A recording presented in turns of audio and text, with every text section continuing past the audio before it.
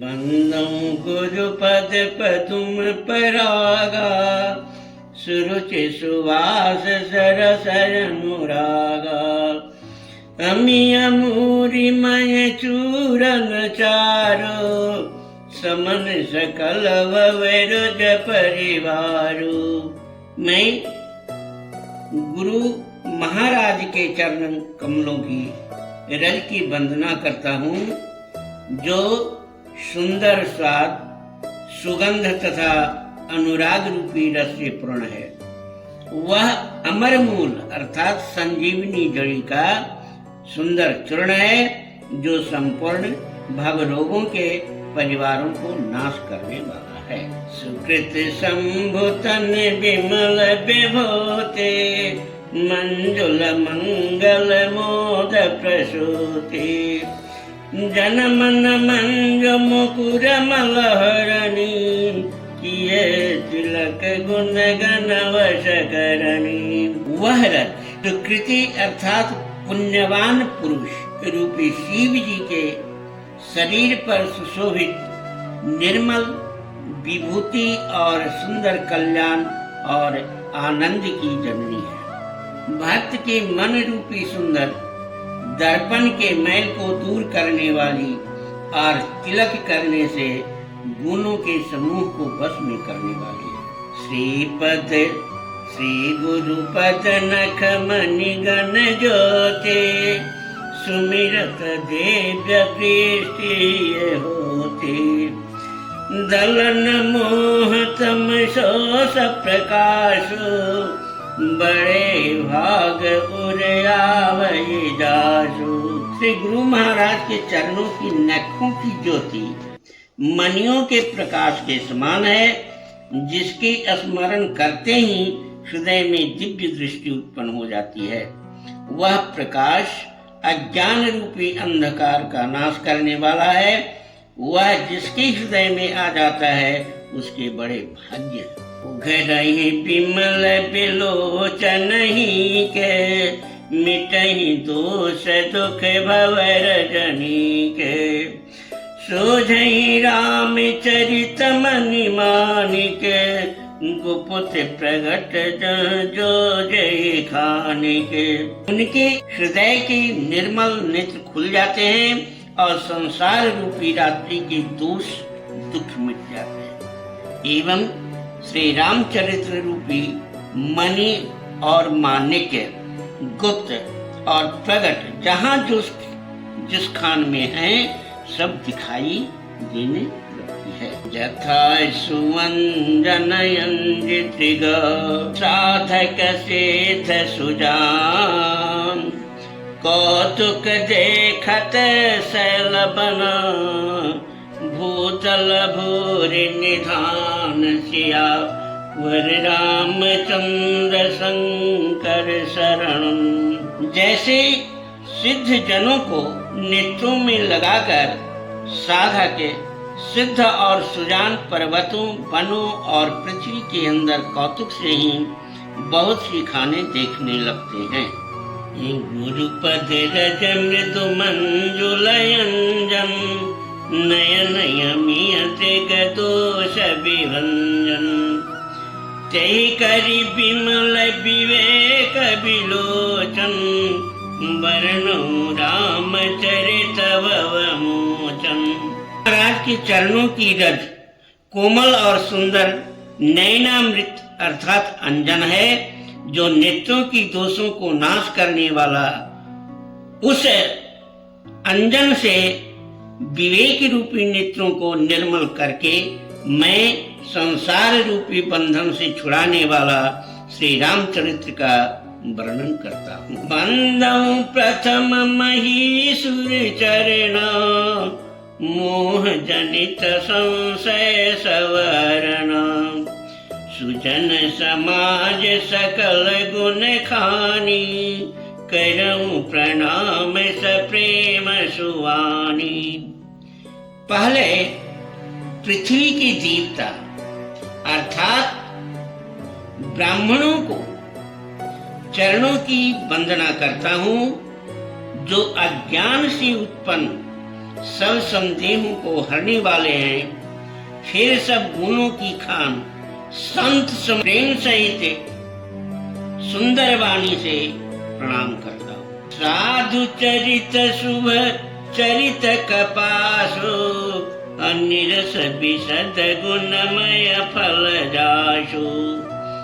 जो सही दुख पर क्षेत्र दुरावा बंधनीय जे जग जस पावा। संतों का चरित्र कपास की चरित्र अर्थात रूई के चरित्र के समान है, जीवन के समान है, जिसका फल निरस अर्थात बिना स्वाद का, बिना रस का, बिना गुणमय होता है। संत के चरित्र में भी विषयासक्ति नहीं होता है, इससे वह भी निरस है। कपास उज्जवल होता है, संत का हृदय भी अज्ञान और पाप रूपी अंधकार से रहित होता है, इसलिए वह विशद है।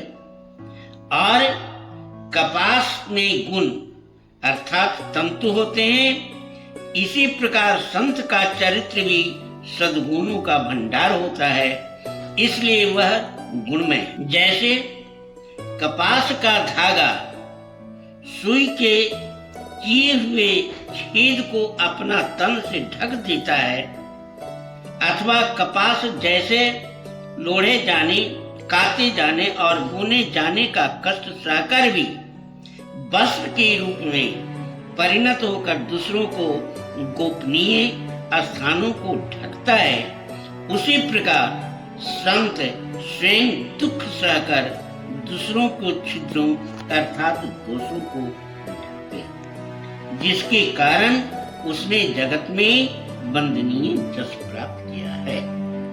मुद मंगलमय संत समाजू जो जग जंगम तीरथ राजो। राम भक्त जह सरस रे धारा सरसई ब्रह्म विचार प्रचारा।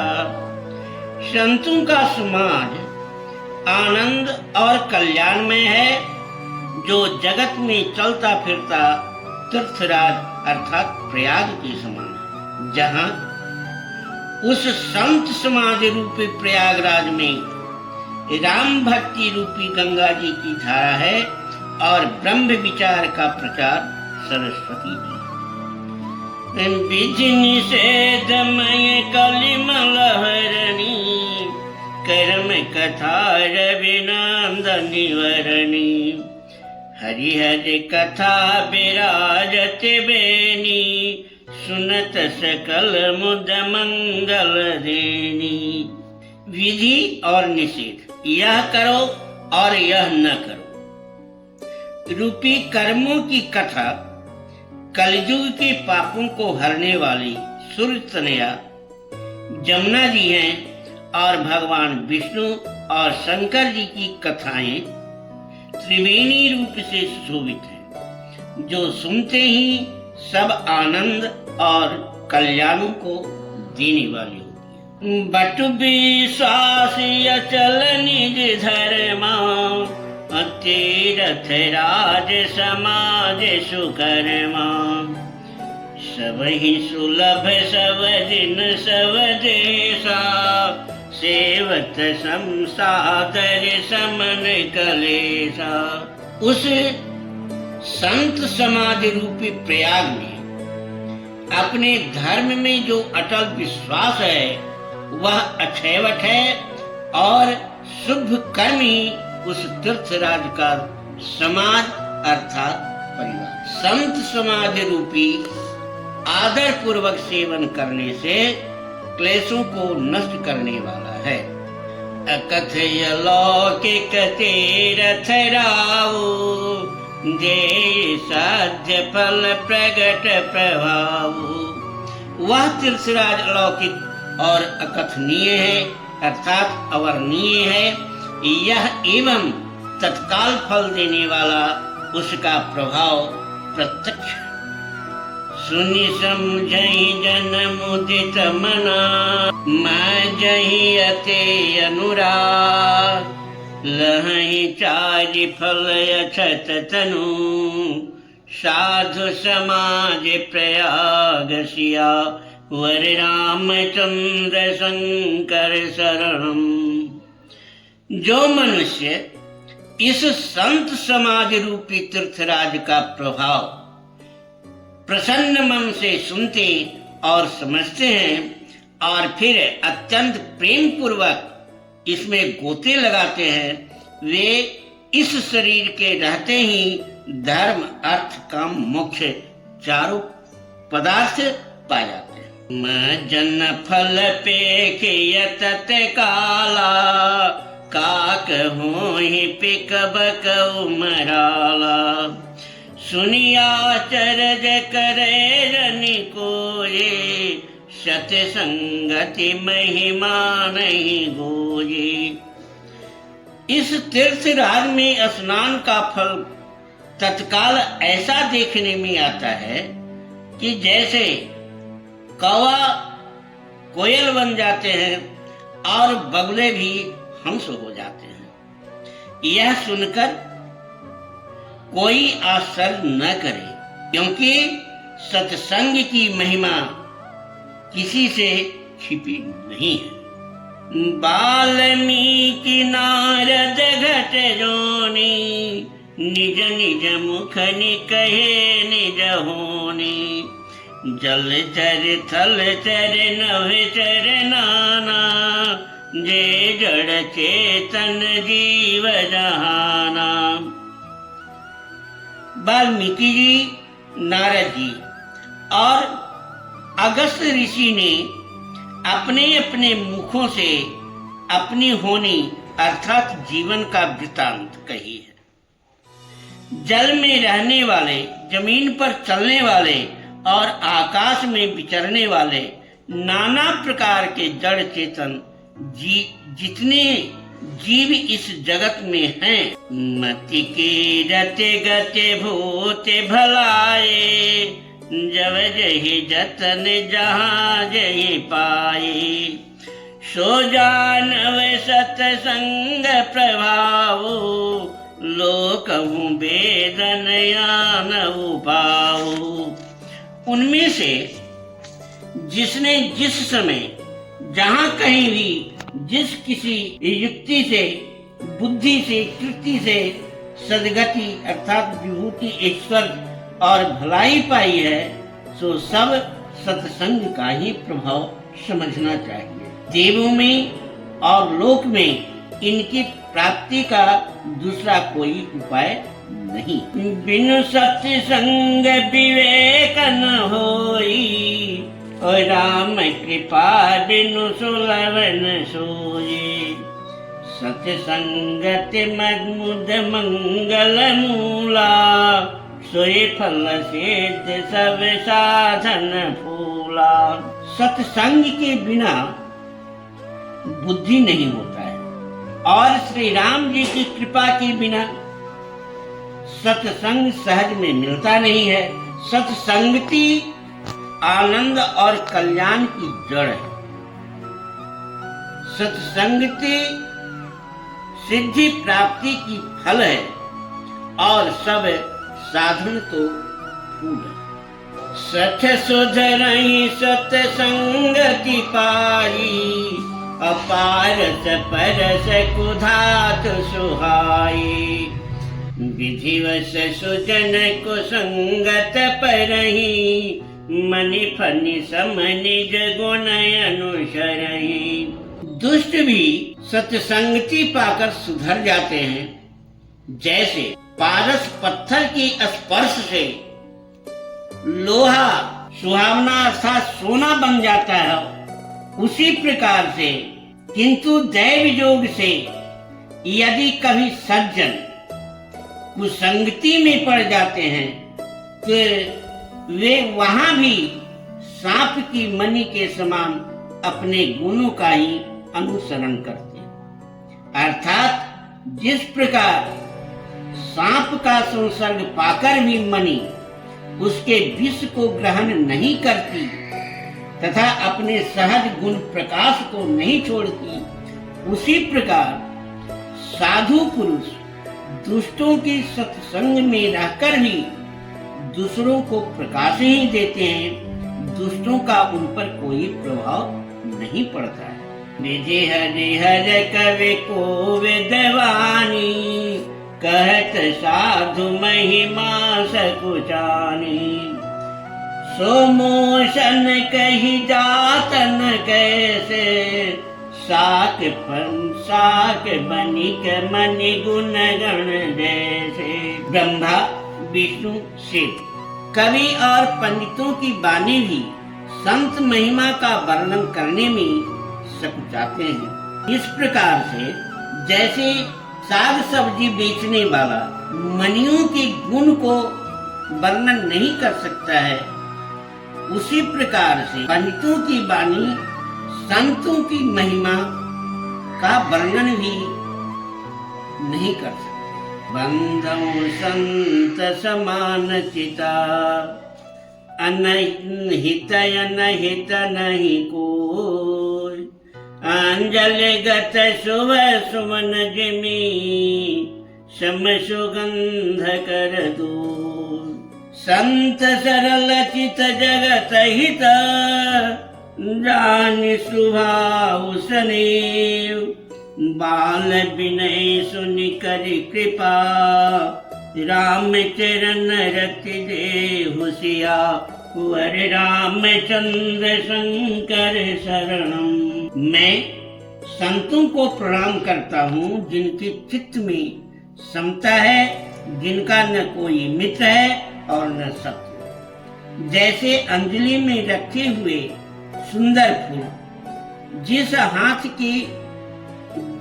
जिस हाथ ने फूलों को तोड़ा और जिसने उनको रखा, उन दोनों ही हाथों को समान रूप से सुगंधित करते। वैसे ही संत शत्रु और मित्र दोनों का ही समान रूप से कल्याण करते।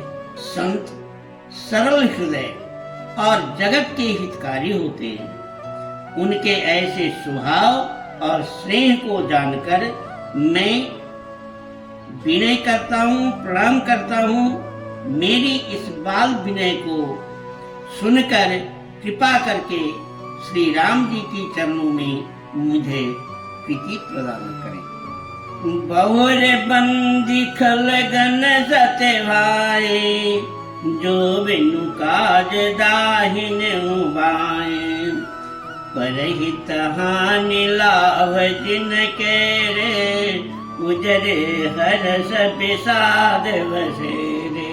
अब मैं सच्चे भाव से दुष्टों को प्रणाम करता हूँ, जो बिना ही प्रयोजन अपना हित करने वाले के भी प्रतिकूल आचरण करते हैं। दूसरों के हित की हानि ही जिनकी दृष्टि में लाभ है, इनको दूसरों की उजड़ने में सुख और बसने में दुख होता है।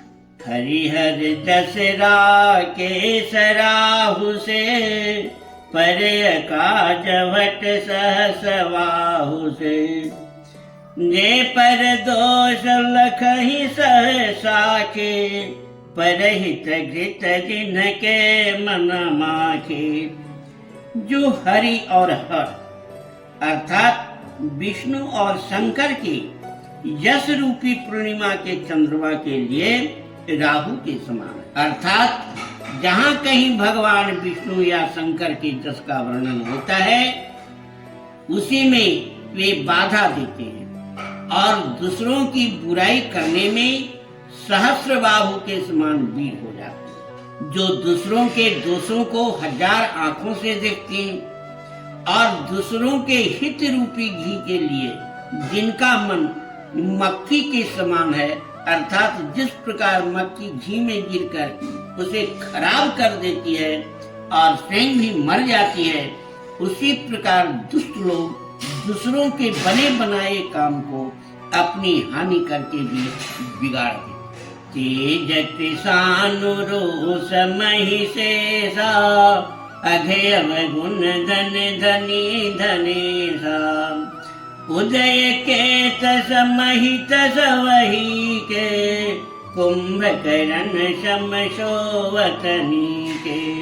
जो तेज दूसरों को जलाने वाले ताप में, अग्नि और क्रोध में यमराज के समान है, पाप और अवगुण रूपी धन में कुबेर के समान धनी है, जिनकी बढ़ती सभी के हित का नाश करने के लिए केतु अर्थात पुच्छल तारे के समान है, और जिनके कुंभकर्ण की तरह सोते रहने में ही भलाई। परे काजो लगे तनु परे हरही, जिमिहि में उपलक से दले गरही, बंदऊ खल जस से सरोषा, सहस बदन बर नहीं पर दूषा। जैसे ओले खेती का नाश करके आप भी गल जाते हैं, वैसे ही वे दूसरों का काम बिगाड़ने के लिए अपना शरीर तक छोड़ देते हैं। मैं दुष्टों को हजार मुख वाले शेष जी के समान समझकर प्रणाम करता हूँ, जो पराये दोषों का हजार मुखों से बड़े रोष के साथ वर्णन करते हैं। उन्हीं प्रणबहु पृथुराज समाना, परे अघ सुनय सहस दस काना, बहुरी साक सम बिनवऊ तेहि, संतत सुरानी कहे तरे। पुनः उनको राजा पृथु, जिन्होंने भगवान का जस सुनने के लिए 10,000 कान मांगे, के समान जानकर प्रणाम करता हूँ, जो 10,000 कानों से दूसरों के पापों को सुनते हैं, फिर इंद्र के समान मानकर उनकी विनय करता हूँ, जिनको सुरा अर्थात मदिरा नीकी और हितकारी मालूम देती है। इंद्र के लिए भी सुरानीक अर्थात देवताओं की सेना हितकारी। वचन भद्र जहि सदा प्यारा, सहस नयन पर दोष निहारा। जिनको कठोर वचन रूपी वज्र सदा प्यारा लगता है, और जो 1000 आंखों से दूसरों के दोषों को देखते। उदासीन यरमीत हिता, उन्नत जरहि खलरे, जान पाणि जुग जोर जना, बिनती करे सप्रेत सिया, वर रामचंद्र शंकर शरणम। दुष्टों की यह रीति है कि वे उदासीन, शत्रु अथवा मित्र किसी का भी हित सुनकर दौड़ते हैं। यह जानकर दोनों हाथ जोड़कर यह जन प्रेम पूर्वक उनसे विनय करता है। मैं अपनी जिस किन्ननी हो रहा, अतिन निज और न लाओ बहोरा, बाईस पल यही अति अनुरागा, होहि निरामिष कवहु के कागा। मैंने अपनी ओर से विनती की है, परंतु वे अपनी ओर से कभी नहीं चुके। कौओं को बड़े प्रेम से पालिए, परंतु वे क्या कभी मांस के त्यागी हो सकते हैं। बंदउ संत सज्जन चरना, दुख प्रद उभय बेच गजुवरना, बिछुरत एक प्राण हरि लेहि, मिलत एक दुख दारुण देहि। अब मैं संत और असंत दोनों के चरणों की वंदना करता हूँ। दोनों ही दुख देने वाले हैं, परंतु उनमें कुछ अंतर कहा गया है। वह अंतर यह है कि एक संत जो बिछुड़ती समय प्राण हर लेते हैं, और दूसरे असंत मिलते हैं तब दारुण दुख देते हैं। अर्थात संतों का बिछुड़ना मरने के समान, दुखदाई होता है और असंतों का मिलना दुखदाई होता है। उपजहि एक संग जग माही, जलज जोंक जिमि गुण विलगाही। सुधा सुरा सम साधु असाधु, जनक एक जग जलधि अगाधु। दोनों अर्थात संत और असंत जगत में एक साथ पैदा होते हैं, संसार में एक साथ पैदा होते हैं, पर एक साथ पैदा होने वाले कमल और जोंक की तरह उनके गुण अलग अलग। दर्शन और स्पर्श से सुख देता है, किंतु जोंक शरीर का स्पर्श पाते ही रक्त साधु अमृत के समान मृत्यु रूपी संसार से उबारने वाला हो जाता है, और असाधु मदिरा के समान मोह प्रमाद और जड़ता उत्पन्न करने वाला हो जाता है। दोनों को उत्पन्न करने वाला जगत रूपी अगाध समुद्र एक ही। शास्त्रों में समुद्र मंथन से ही अमृत और मदिरा दोनों की उत्पत्ति बताई गई है। भलय न भल निज निज करतोते, अलहत सुजस अपलोक विभूति। सुधा सुधा कर सुर सर साधु, गरल अनल कलिमल सरि व्याधु। गुण अवगुण जानत सब कोय, जो जही भावनी कते सोई। भले और बुरे अपनी अपनी करनी के अनुसार सुंदर जस और अपजस की संपत्ति पाते हैं। अमृत, चंद्रमा, गंगा जी और साधु एवं विष, अग्नि, कलयुग के पापों की नदी अर्थात कर्मनाशा और हिंसा करने वाला व्याध, इनके गुण अवगुण सब कोई जानते हैं, किंतु जिसे जो भाता है उसे वही अच्छा लगता है। भलो भलाई पहलही, अलहई निचाई। सुधा सराही अमरता, गरल सराही नीचुसिया। वर रामचंद्र शंकर शरणम। भला भलाई ही ग्रहण करता है और नीचता को ही ग्रहण किए रहता है। अमृत की सराहना अमर करने में होती है और विष की सराहना मारने